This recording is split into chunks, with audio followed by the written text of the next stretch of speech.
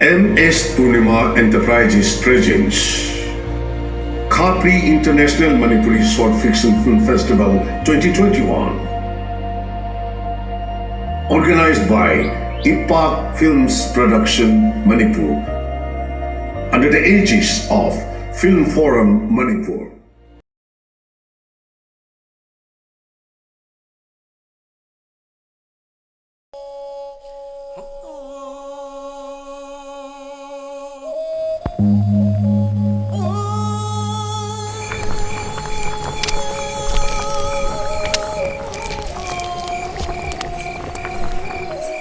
COVID-19 ꯂꯥꯏꯆꯠ ꯑꯁꯤꯗꯒꯤ ꯉꯥꯛꯊꯣꯛꯅꯅꯕ ꯈ꯭ꯋꯥꯏꯗꯒꯤ ꯐꯔꯕ ꯄꯥꯝꯕꯩꯗꯤ ꯆꯦꯛꯁꯤꯟꯕ ꯍꯥꯏꯕꯁꯤꯅꯤ꯫ ꯁꯔꯀꯥꯔꯅ ꯂꯥꯏꯆꯠ ꯑꯁꯤ ꯊꯤꯡꯅꯕ ꯍꯣꯠꯅꯔꯤꯕ ꯑꯁꯤꯒꯤ ꯃꯊꯛꯇ ꯑꯩꯈꯣꯏ ꯄꯨꯝꯅꯃꯛꯅꯁꯨ ꯚꯥꯞ ꯇꯥꯃꯤꯟꯅꯗꯨꯅ ꯂꯥꯏꯆꯠ ꯑꯁꯤꯗꯒꯤ ꯉꯥꯛꯊꯣꯛꯅꯅꯕ ꯇꯉꯥꯏꯐꯗꯕ ꯅꯤꯌꯣꯝ ꯈꯔꯈꯛ ꯉꯥꯛꯅ ꯆꯠꯃꯤꯟꯅꯁꯤ꯫ ꯑꯩꯈꯣꯏ ꯄꯨꯝꯅꯃꯛꯅ ꯌꯨꯝꯗꯒꯤ ꯃꯄꯥꯟ ꯍꯦꯛ ꯊꯣꯔꯛꯄꯒ ꯐꯦꯁ ꯃꯥꯁꯛ, ꯏꯃꯥꯒꯤꯁꯤ ꯀꯣꯔꯣꯅꯥ ꯑꯣꯏꯔꯖꯥꯠꯂ? ꯍꯦꯟ ꯋꯥꯁ ꯁꯤꯖꯤꯟꯅꯗꯨꯅ ꯈꯨꯠ ꯁꯥ ꯁꯦꯡꯅ ꯍꯥꯝꯗꯣꯛꯁꯤ ꯑꯃꯁꯨꯡ ꯃꯤ ꯑꯃꯒ ꯑꯃꯒꯒꯤ ꯃꯔꯛꯇ ꯐꯨꯠ 6ꯀꯤ ꯁꯣꯁꯤꯌꯦꯜ ꯗꯤꯁꯇꯦꯟꯁꯤꯡ ꯇꯧꯁꯤ꯫ ꯆꯦꯛꯁꯤꯟꯕ ꯍꯥꯏꯕꯁꯤꯅ ꯏꯁꯥ, ꯑꯩꯈꯣꯏꯒꯤ ꯅꯨꯡꯁꯤꯔꯕ ꯏꯃꯨꯡ ꯃꯅꯨꯡ ꯑꯃꯗꯤ ꯃꯤꯌꯥꯝꯕꯨ ꯂꯥꯏꯆꯠ ꯑꯁꯤꯗꯒꯤ ꯀꯟꯕ ꯉꯝꯒꯅꯤ꯫ ahal laman, ichilinaw ko'y punumagta, karigumam sa nigsingzage, maludi, hayeng hayok, kung mapandagi na, nuksil kung mga pawba, United Club na sisiyaduna, free medical camp, amadi, claim na COVID test tong sigadori, maramaduna, ꯍꯥꯏꯔꯤꯕ ꯚꯥꯏꯔꯁꯅ ꯑꯩꯈꯣꯏꯗ infection ꯂꯩꯔꯦꯅ ꯑꯩꯈꯣꯏꯅ ꯃꯗꯩꯗ ꯏꯀꯥꯏꯅꯤꯡꯉꯥꯏ ꯅꯠꯇ꯭ꯔꯒ ꯀꯤꯅꯤꯡꯉꯥꯏ ꯃꯔꯝ ꯂꯩꯇꯦ꯫ ꯑꯩꯅ ꯏꯀꯥꯏꯕ ꯀꯥꯟꯗ, ꯑꯩꯅ ꯏꯀꯥꯏꯔꯒ ꯂꯣꯠꯂꯒ ꯂꯩꯕ ꯀꯥꯟꯗ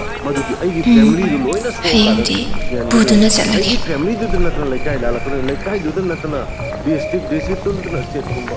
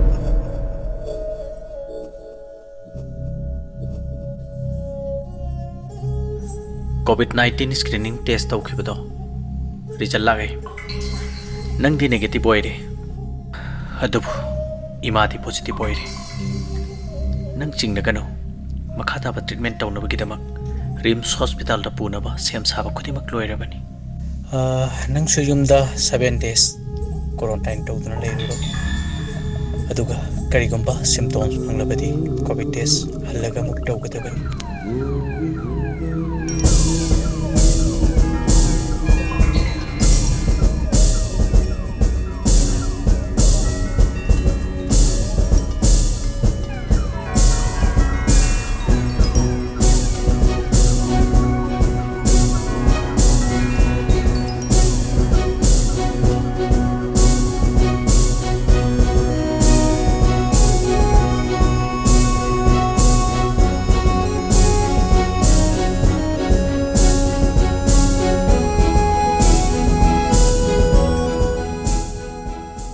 main sponsor Maipa Bhenu.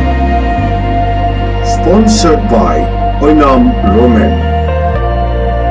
Co-sponsored by Itin Computerized Eye Testing and Eye Care Center, Thobal. And Northeast India Security Service Info. Online media partner IFAQ Media.